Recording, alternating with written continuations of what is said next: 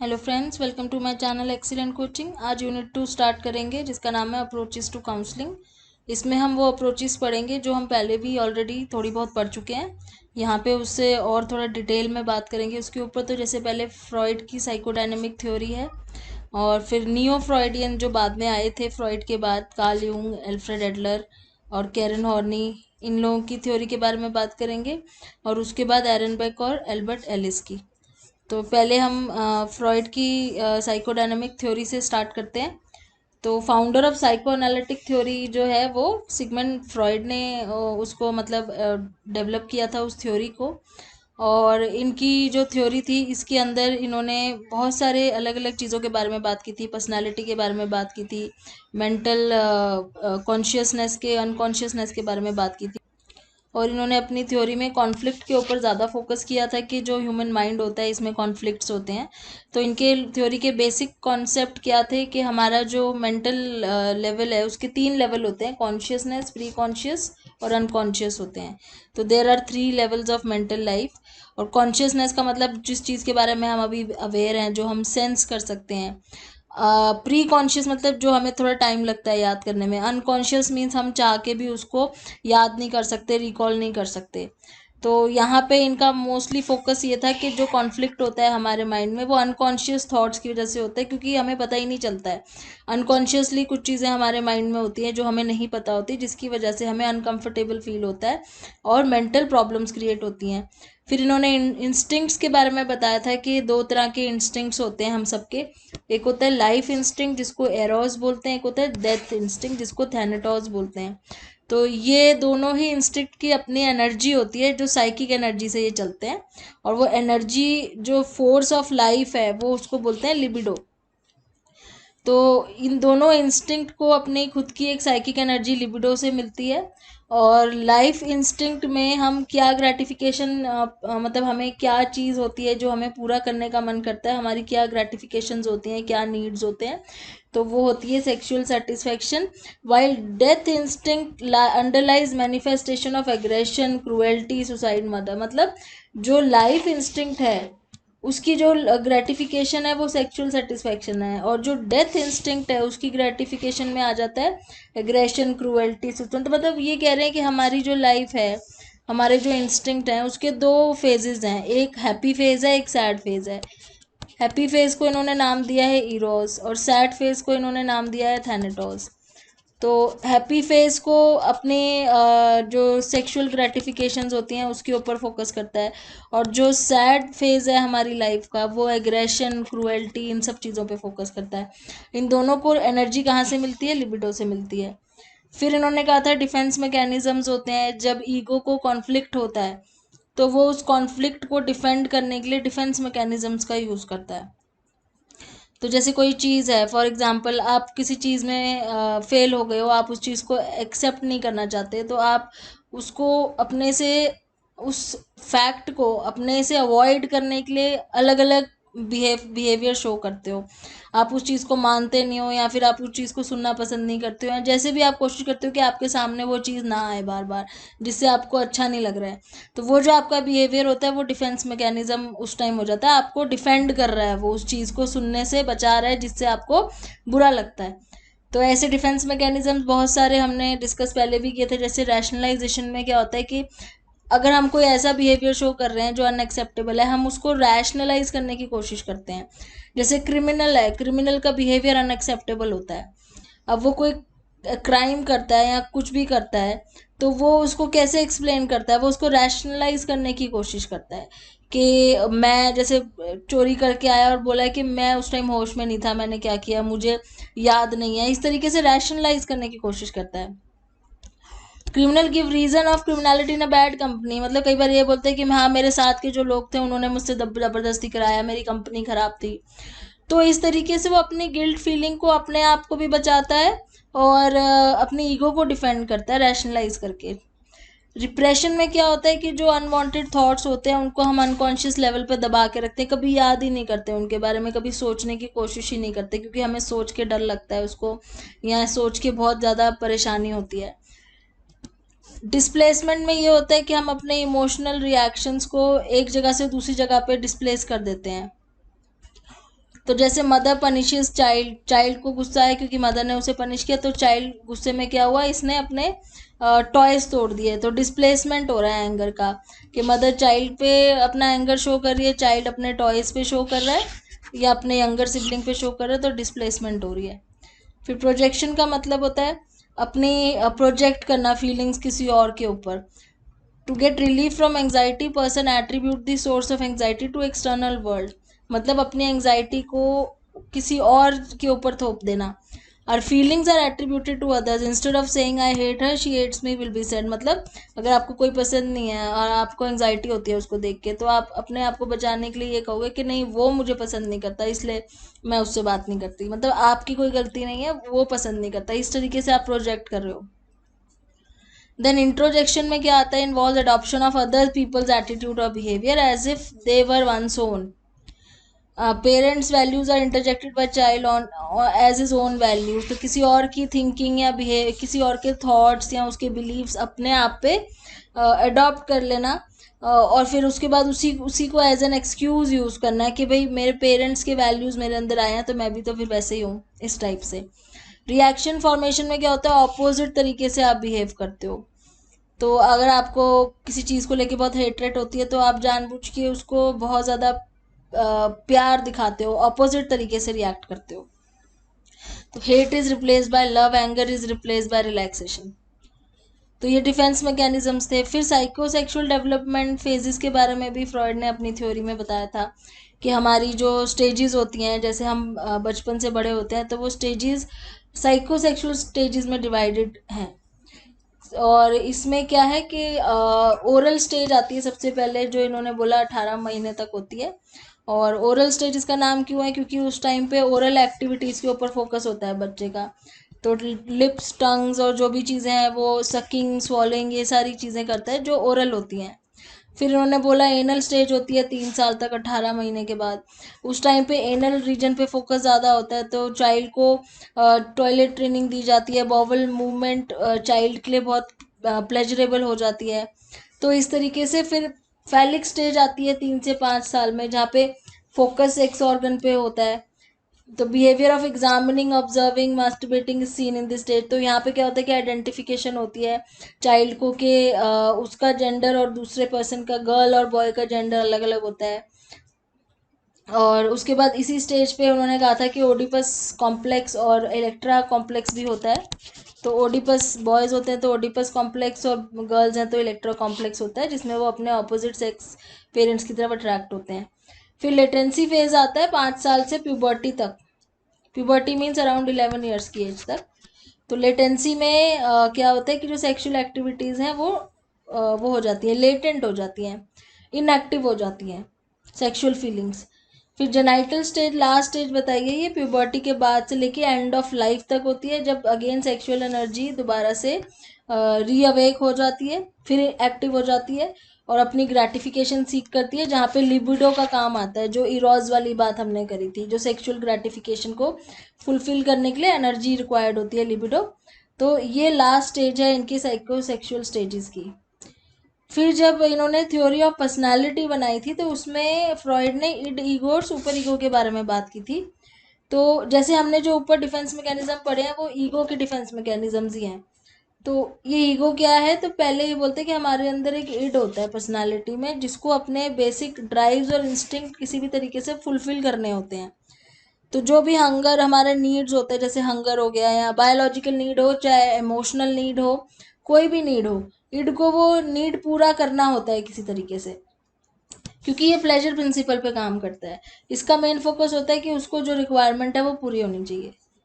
Ego reality principal पे काम करता है। ईगो सोचता है कि जो इड की रिक्वायरमेंट है उसको रियलिटी में कैसे पूरा किया जाए, तो वो उसको पूरा करने के तरीके ढूंढता है।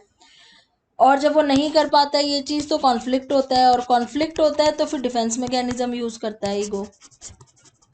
ओके, देन सुपर ईगो आता है। सुपर ईगो क्या करता है, वो इड को और ईगो को कंट्रोल करता है, क्योंकि ये मॉरल प्रिंसिपल पे काम करता है। तो ये ईगो को ये बताता है कि जो इड की डिमांड है उसमें से कौन सी चीज़ सही है और कौन सी चीज़ गलत है। तो जो तुमने अगर नीड पूरा करना है इड का तो वो वाला करो जो सही है, गलत नीड पूरा करने की ज़रूरत नहीं है। तो सुपर ईगो गाइड करता है ईगो को। तो टेक्निक्स ऑफ साइको एनालिसिस में क्या है, the process of counselling encourages the client to get aware of the material replaced in the unconscious. तो मेनली साइको एनालिसिस थेरेपी में क्या करा जाता है कि क्लाइंट के अंदर जो अनकॉन्शियस थॉट्स एंड डिज़ायर्स हैं उसके बारे में उसको अवेयर कराया जाता है, जैसे हिप्नोसिस के थ्रू या फ्री एसोसिएशन जो बात करते हैं, टॉकिंग थेरेपी है मेनली ये। तो क्लाइंट को एनकरेज करते हैं कि बात करके अपने बारे में बताओ, या जो भी उसके माइंड में आ रहा है बिना रुके बताते जाओ, या ड्रीम्स में जो उसके आता है वो बताओ। उसके थ्रू उसका अनकॉन्शियस जो भी डिज़ायर है उसको रिवील किया जाता है और कॉन्फ्लिक्ट को रिजॉल्व करने की कोशिश करते हैं। तो फ्रीली टॉक करने के लिए एनकरेज करते हैं, जो भी अनप्लेजेंट चीज़ें हैं वो बताने के लिए एनकरेज किया जाता है, जो भी एम्बैरेसिंग थॉट्स है वो शेयर करने के लिए एनकरेज किया जाता है। फ्री एसोसिएशन इसका एक टेक्निक है, और ड्रीम एनालिसिस एक टेक्निक है जिसमें ड्रीम को एनालाइज किया जाता है, क्योंकि ड्रीम में कहते हैं कि अनकॉन्शियस थॉट्स होते हैं हमारे। और इसमें रेजिस्टेंस को इंटरप्रेट किया जाता है। रेजिस्टेंस मतलब जहाँ पे क्लाइंट हेजिटेट कर रहा है कुछ बोलने के लिए, तो वो क्यों रेजिस्ट कर रहा है। और ट्रांसफेरेंस एनकरेज किया जाता है, जो यूजुअली दूसरी थेरेपीज में नहीं होता। कि ट्रांसफेरेंस का मतलब है अगर क्लाइंट अपने काउंसलर को कुछ और समझ के उसकी तरफ कुछ फीलिंग्स दिखा रहा है तो उसको एनकरेज करते हैं। इससे क्या होता है कि काउंसलर को पता चलता है कि किस तरीके से क्लाइंट उस पर्सन के बारे में सोचता है। तो ये फ्रॉइड की थ्योरी थी, लेकिन क्योंकि ये बहुत ज़्यादा कंट्रोवर्शियल थ्योरी है, सेक्सुअल कंटेंट के ऊपर ज़्यादा फोकस है उसका, इसलिए बाद में कुछ ऐसी थ्योरीज आई जिनको हम नियो फ्रॉइडियन बोलते हैं, जो फ्रॉइड से ही रिलेटेड है, बट इसमें जो फोकस है वो सेक्सुअल से हटके दूसरी चीज़ों पे ज़्यादा है। तो बाद में साइको डायनामिक के अंदर ही आती हैं ये थ्योरीज। तो साइको एनालिसिस की जो भी जो कंट्रोवर्शियल चीज़ें थी उसको चेंज करके जो दोबारा साइको डायनामिक थ्योरीज आई उनको हम नियो फ्रॉइडियंस के नाम से जानते हैं, जिन्होंने ये थ्योरीज दी थी। जैसे कार्ल यूंग एक बहुत ही फेमस नाम है और उसकी थ्योरी भी बहुत ज़्यादा फेमस है। तो ये इनके जो कॉन्सेप्ट थे ऑब्वियसली फ्रॉइड से ही इन्फ्लुएंस होके इन्होंने अपने कॉन्सेप्ट दिए थे। और ये कह रहे थे कि फ्रॉइड का जो था ना फोकस सेक्सुअल कंटेंट पे ज़्यादा था, जबकि इन्होंने जो थ्योरी बनाई थी उसमें इन्होंने फोकस ह्यूमन नेचर और अनकॉन्शियस के ऊपर किया था, लेकिन पर्सनल की जगह कलेक्टिव अनकॉन्शियस कर दिया था। मतलब पूरे ह्यूमन बीइंग जो हैं, सारे लोग जो हैं, उनका कलेक्टिवली अनकॉन्शियस क्या है, ना कि सिर्फ पर्सनल। तो यहाँ पे जैसे इनकी थ्योरी में ह्यूमन नेचर को किस तरीके से देखा गया है, जैसे अगर फ्रॉइड की थ्योरी है तो ह्यूमन नेचर को देखा गया है जो अपनी सेक्सुअल ग्रेटिफिकेशन को फुलफिल करने के लिए होती है, लेकिन इनकी थ्योरी में कह रहे हैं कि ह्यूमन नेचर में कॉन्शियस और अनकॉन्शियस चीज़ें दोनों होती हैं, लेकिन अनकॉन्शियस में दो होते हैं, एक होता है कलेक्टिव, एक होता है पर्सनल। पर्सनल तो मतलब आपका अपना अनकॉन्शियस जो हो गया, कलेक्टिव अनकॉन्शियस का मतलब कुछ ऐसे सिंबल्स हैं, कुछ ऐसे इमेजेस हैं और आर्किटाइप्स हैं, ये वर्ड इंपॉर्टेंट है। आर्किटाइप्स हैं जो सारे लोगों में कॉमन है। तो ये आर्किटाइप्स के ऊपर बात करेंगे अभी हम। फिर ईगो और पर्सोना, ये सारी हमारी पर्सनालिटी के वो हैं। जैसे फ्रॉइड ने बोला है इड, ईगो, सुपर ईगो, तीन चीज़ें हैं। कार्ल यूंग बोल रहे हैं कि ईगो भी है, पर्सोना भी है, शेडो भी है, एनीमा भी है, एनीमस भी है, और सेल्फ भी है। ये सारी चीज़ें आती है हमारी पर्सनालिटी में। तो ईगो क्या है, ईगो जैसे कि फील्ड ऑफ कॉन्शियसनेस है जहाँ पे हमारे कॉन्शियस थॉट्स होते हैं। In the first half of the life of an individual, ego gets separated from the self, and in the later half, the self gets connected with the ego. तो पहली half में जो हमारी life का first half है उसमें ego अलग, self अलग होता है। सेकंड हाफ में दोनों आपस से कनेक्टेड हो जाते हैं, जिसको बोलते हैं इंडिविजुएशन, मतलब अपने आप को आप पहचानने लगते हो धीरे धीरे। शुरू में हमारी ईगो सेपरेट होती है, सेल्फ सेपरेट होता है, हमें सेल्फ की अवेयरनेस नहीं होती। बच्चे को सेल्फ की अवेयरनेस धीरे धीरे आना शुरू होती है जब वो बड़ा होता है, और सेकंड हाफ में जब वो अवेयर हो जाता है तो उसकी ईगो और सेल्फ कनेक्टेड हो जाती है। पर्सोना क्या है, conscious role we assume in presenting ourself to the world. तो जिस तरीके से हम अपने आप को अपने वर्ल्ड के सामने दिखाते हैं, अपनी पर्सनालिटी, वो पर्सोना है। और ये हम अपनी पेरेंट्स, अपने सोसाइटी, इन सब चीज़ों से सीखते हैं। क्या चीज़ हमसे एक्सपेक्ट करी जा रही है, क्या हमारी रिस्पॉन्सिबिलिटी है, उस तरीके से हम दूसरों को अपने आप को शो करते हैं। और इससे क्या होता है, कई बारी हमारी ईगो और दुनिया की एक्सपेक्टेशन जो है उसमें बहुत गैप आ जाता है, जिसकी वजह से कॉन्फ्लिक्ट होता है। मतलब हम है कुछ और, हम दिखा कुछ और रहे हैं क्योंकि हमारी रिस्पॉन्सिबिलिटीज़ है, तो वो गैप क्रिएट हो जाता है। Shadow consist of animal instinct that human inherited in their evolution. Shadow एक तरीके से नेगेटिव काउंटर पार्ट है ईगो का। तो हमारी ईगो की जो नेगेटिव साइड है उसको इन्होंने शैडो बोला है। एनिमा क्या है? Human is a bisexual animal, masculine and feminine characteristics. अब इसका यहाँ पे कहने का मतलब सेक्सुअल एक्टिविटी से नहीं है, इनके कहने का मतलब है कि कोई भी ह्यूमन बीइंग हो, चाहे वो मैन है चाहे वो वुमन है, दोनों में ही दोनों के कैरेक्टरिस्टिक्स होते हैं, मेल फीमेल के। ठीक है। Enema collection of feminine qualities है। जैसे किसी मेल में फेमिनिन क्वालिटीज क्या है कि वो बहुत ज़्यादा इमोशनल है, अगर वो बहुत ज़्यादा, जिसको फेमिनिन क्वालिटी बोला जाता है, तो वो उसकी एनीमा है उसके अंदर। तो फेमिनिन क्वालिटीज है अगर किसी मैन में, तो वो एनीमा हो जाता है। There is a sense of discomfort with the self. तो इससे क्या होता है, जैसे आपने बहुत बार सुना होगा कि मेल्स ये चीज़ रिवील नहीं करते हैं कि उनको रोना आ रहा है। क्यों? वो मानते हैं कि जो क्राइंग है वो एक फीमेल एट्रीब्यूट है, मेल में नहीं होना चाहिए। तो ये एनीमा है एक चीज़ का, और इससे लोगों को डिस्कम्फर्ट होता है अगर उन्हें ये लगता है कि बीइंग अ मेल हमारे अंदर फीमेल क्वालिटीज़ हैं। तो इससे डिस्कम्फर्ट होता है। The person feels driven by a force and is not able to be creative until he accept. तो इन चीज़ों को लोग एक्सेप्ट नहीं करते हैं कि अगर मेल है तो उसके अंदर कोई फीमेल क्वालिटी है, और उसकी वजह से उसको डिस्कम्फर्ट होता है, और वो तब तक होता है जब तक वो उस चीज़ को एक्सेप्ट ना कर ले। ऐसे ही एनिमस क्या है, अगर किसी फीमेल में मेल की क्वालिटी है, तो जैसे कोई फीमेल है जो बहुत टॉमबॉयिश है, तो वो उसकी मेल क्वालिटी है, लेकिन अगर वो उसको एक्सेप्ट नहीं कर रही है तो वो डिस्कम्फर्ट में रहेगी। तो कहने का मतलब है यहाँ पे कालियों का कि ह्यूमन बीइंग, चाहे वो कोई भी जेंडर हो, दोनों में मेल फीमेल दोनों के एस्पेक्ट्स होते हैं। सेल्फ क्या है? सेल्फ मतलब हमारे कॉन्शियस और अनकॉन्शियस दोनों चीज़ों को मिला के, और पर्सनालिटी के अंदर ही सेल्फ आ जाता है। It motivates human behaviour to become whole. The self is life goal for which people strive. तो क्या यहाँ पे कह रहे हैं कि सेल्फ जो है वो हमारे अपने सेल्फ को समझने का हमारा गोल होता है, जिसमें फाइनली हम इस प्रोसेस पे पहुंच जाते हैं जब हम अपने सेल्फ को समझ जाते हैं। इनकी थ्योरी के मेजर कंस्ट्रक्ट्स क्या हैं? साइकोलॉजिकल टाइप्स, कितने टाइप की पर्सनालिटीज हैं, इनका कहने का मतलब ये है। तो यहाँ पे ये कह रहे हैं इंट्रोवर्ट, एक्सट्रोवर्ट, एक्सट्रावर्ट टाइप होता है, जो इन्होंने बहुत शुरुआत में शुरू करा था कि ये दो तरह की होती है, इंट्रोवर्ट एंड एक्सट्रावर्ट। तो एक्सट्रावर्ट ये कह रहे हैं, जो एक्सट्रावर्ट होते हैं वो जिनको बाहर जाना पसंद होता है, आउटवर्डली ओरिएंटेड होते हैं, they repress their feelings that side, so they tend to appear distant, cold, attached, unattached। तो एक्सट्रोवर्ट इंट्रोवर्ट जो दो तरीके के लोग होते हैं, जो जैसे हमें भी पता है, एक्सट्रोवर्ट मतलब जो आउटगोइंग ज़्यादा होते हैं, इंट्रोवर्ट जो अंदर रहना, अलग रहना ज़्यादा पसंद करते हैं। देन कॉम्प्लेक्सेस के बारे में बात करें। कॉम्प्लेक्सेस क्या होती हैं? कुछ इस तरह की फीलिंग्स होती हैं या मेमोरीज होती हैं, थॉट्स होती हैं, जो हमारे पर्सनल अनकॉन्शियस में होती हैं। ये कलेक्टिव नहीं है। कलेक्टिव में यहाँ पे आएगा आर्कीटाइप्स में, ये पर्सनल अनकॉन्शियस है। तो जैसे हमारे खुद के एक्सपीरियंसेस या हमारे खुद की जो भी फीलिंग्स हैं किसी को लेके, वो कॉम्प्लेक्सेस में आ जाता है। फिर आर्कीटाइप कलेक्टिव अनकॉन्शियस है, ये हमारी पर्सनल नहीं होती, ये सब लोगों की कॉमन होती है। तो जो एक कॉमन पुराने टाइप की मिथ्स जो हम सुनते हैं, कहानियाँ सुनते हैं, पुराने सिंबल्स हमें पता है, या जो एनिमस के बारे में ऊपर बात करी गई है शैडो की, ये हम सब में कॉमन है। तो anima means female counterpart हमारा, मेल काउंटर पार्ट, फिर शैडो नेगेटिव साइड हमारी ईगो की, ये सारी चीज़ें कॉमन है सारे ह्यूमन बीइंग में। तो ये आर्किटाइप्स होते हैं पर्सनल, और ये कलेक्टिव अनकॉन्शियस में आते हैं, पर्सनल में नहीं आते। फिर पर्सनल अनकॉन्शियस में जैसे बताया कि मेमोरीज होती हैं चाइल्डहुड की, पास्ट एक्सपीरियंसेस होते हैं, अपने खुद के कॉम्प्लेक्सेस होते हैं, हमारे एक्सपीरियंसेस होते हैं जो रिप्रेस हैं या इग्नोर्ड हैं या फॉरगॉटन है, क्योंकि ये अनकॉन्शियस है, ये हमें याद नहीं है, लेकिन ये रिप्रेस्ड है, फॉरगॉटन है, हम भूल चुके हैं। कलेक्टिव अनकॉन्शियस में इनहेरिटेड मेमोरी भी आ जाती है, जो हमारे हमने पुराने एंसेस्टर से इनहेरिट की है, जो पुराने हमें क्योंकि वो अनकॉन्शियस है, हमें नहीं पता है, लेकिन कहीं ना कहीं बायोलॉजिकली वो इनहेरिट होती गई है।